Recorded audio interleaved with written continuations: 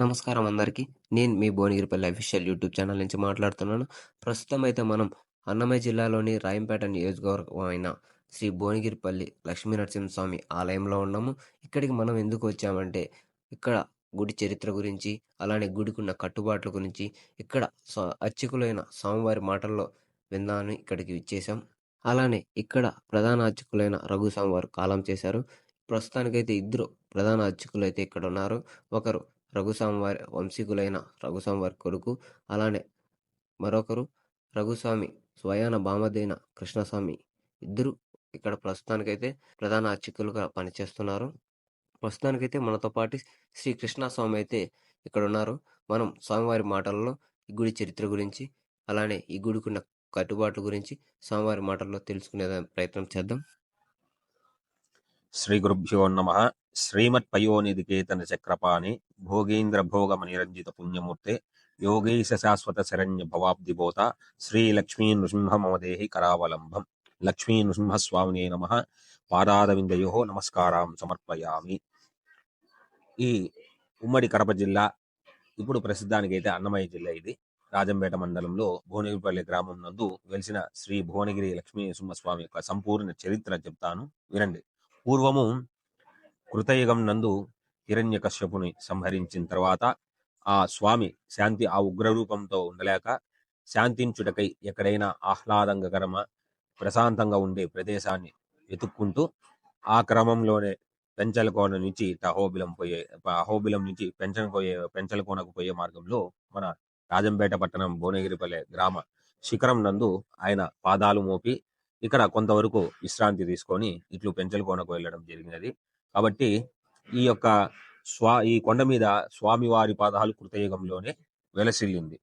మరి ఈ యొక్క పాదాలు ఎవరు గుర్తించారు, ఎవరెవరు పూజించారు అంటే, ముందుగా మన యొక్క ఈ ప్రస్తుతం కలియుగం నందు అన్నమాచార్యులు, మన యొక్క తాళపాక గ్రామం నందు జన్మించిన అన్నమాచార్యుల వారు తన అమ్మగారి ఊరైనటువంటి ఊటుకూరు గ్రామానికి పోయేటప్పుడు ఈ స్వామి పాదాలు గుర్తించి, ఆయన మహాజ్ఞాని, మహాపండితుడు, కీర్తనలో అనేకమైన కీర్తనలను సంగీతాలను సృష్టించినవాడు, వెంకటేశ్వర స్వామి మహాభక్తుడు అయినటువంటి ఆ యొక్క అన్నమాచార్యులు ఈ యొక్క భువనగిరిపల్లె శిఖరం నందు వెలిసిన లక్ష్మీ నృసింహస్వామి పాదాలు ఉన్నాయని గుర్తించి ఇక్కడికి వచ్చి స్వామి పాదాలను పూజించి అర్చించి ఒక 4-5 సంకీర్తనలు స్వామి మీద పాడుతూ కీర్తిస్తూ తన అమ్మగారి ఊరైనటువంటి ఊటుకూరుకు ఈ కొండ మీద నుంచి దిగిపోతూ వెళ్ళేవాడు.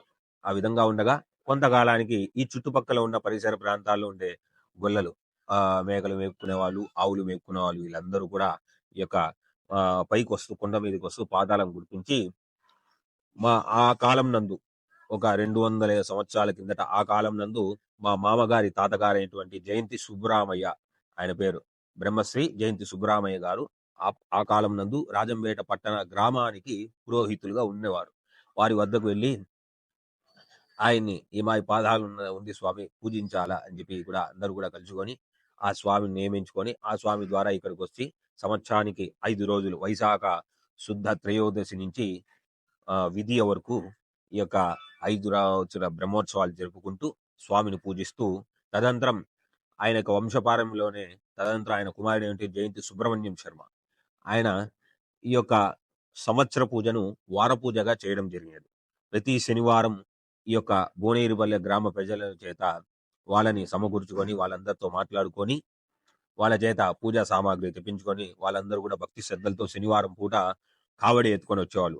ఆ కావడిలో ఒక పక్క ఒక బిందె నీళ్లు, ఇంకో పక్క స్వామి పూజా సామాగ్రి, నైవేద్య సామాగ్రి అన్ని కూడా తీసుకొని తల మీద పెట్టుకొని మోసుకొని వచ్చి ఈ యొక్క కొండకొచ్చి స్వామి విగ్రహ ప్రతిష్ఠ జరిగింది. కాబట్టి ఈ విగ్రహ ప్రతిష్ఠ సుమారు 250 సంవత్సరాల కిందట జరిగింది.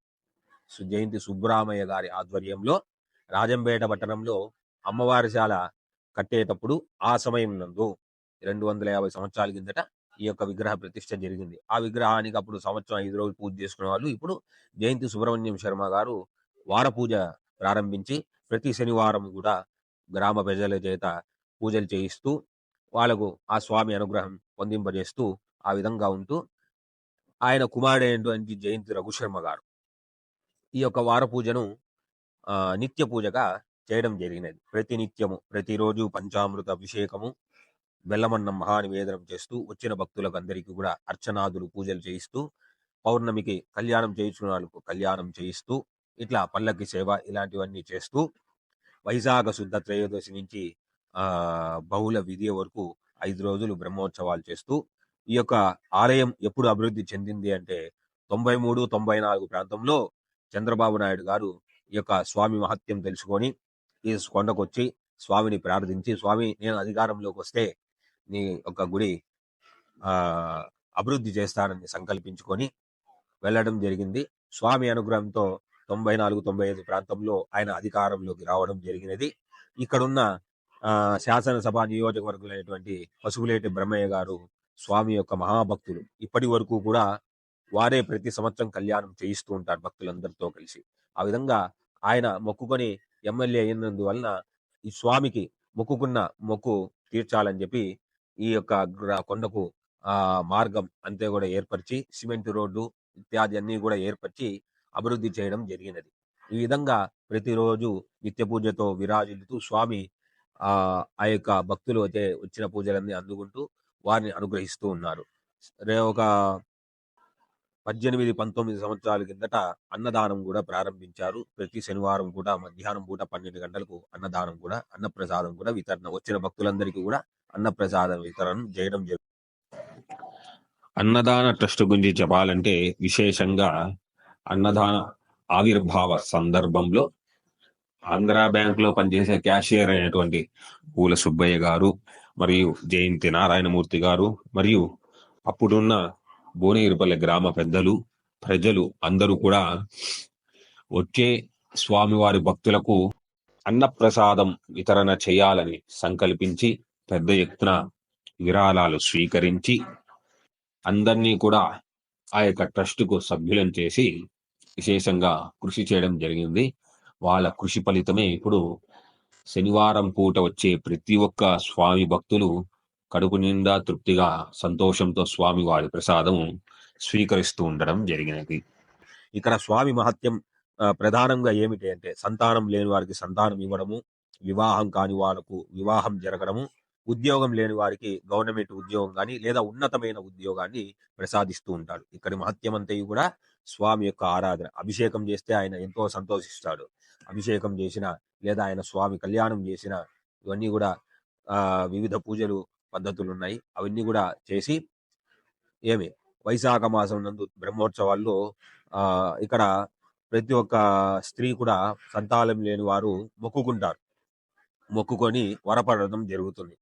ఒక టెంకాయి, తాంబూలము, పసుపు, కుంకుమ ఒక్కొక్క చేతిలో పట్టుకొని తలస్నానం చేసి తడి బట్టలతో స్వామికి ఒక 108 ప్రదక్షిణాలు లేదా వాళ్ళ శక్తి అనుసారం 54, 21, 9, 3 ప్రదక్షిణాలు చేసి పనుకొని స్వామిని వరబడితే ఆ స్వప్నం నందు స్వామి వచ్చి అనుగ్రహించి నీకు సంతానం కలుగుతుందని చెప్పడము, వారికి మరుసటి సంవత్సరం లోపలనే సంతానం కలిగి ఇక్కడ వచ్చి వారు మొక్కుకున్న మొక్కులు తీర్చుకోవడం ఇలాంటివి కూడా జరుగుతూ ఉంది. ఇది స్వామి వారి యొక్క చరిత్ర.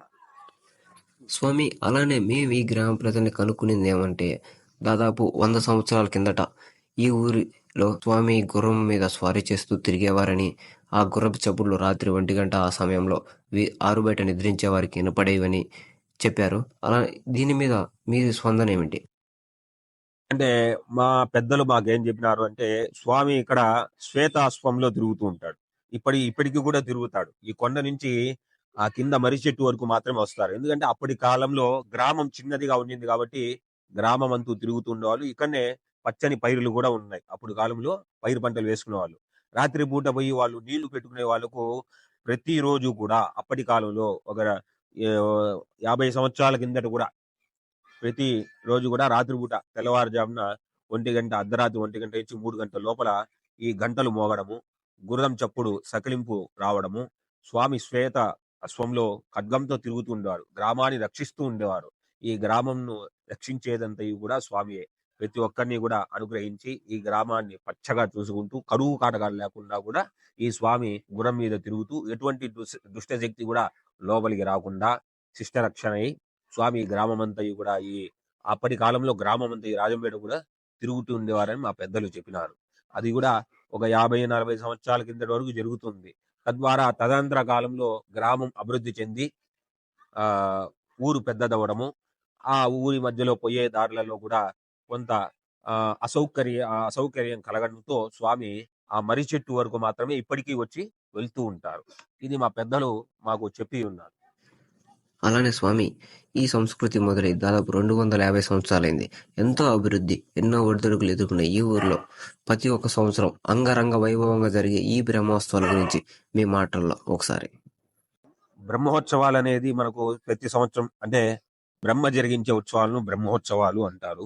కాబట్టి గ్రామ ప్రజల అందరూ కూడా ఈ బ్రహ్మోత్సవాలు మా ద్వారా చేయించడం జరుగుతుంది. వైశాఖ శుద్ధ త్రయోదశి స్వామివారి బ్రహ్మోత్సవం ప్రారంభమవుతుంది. ఆ రోజు మా మామగారి వంశీయులైనటువంటి జయంతి వారి వంశీయులదే ఉదయం పూట ఇచ్చిన రోజు జయంతి.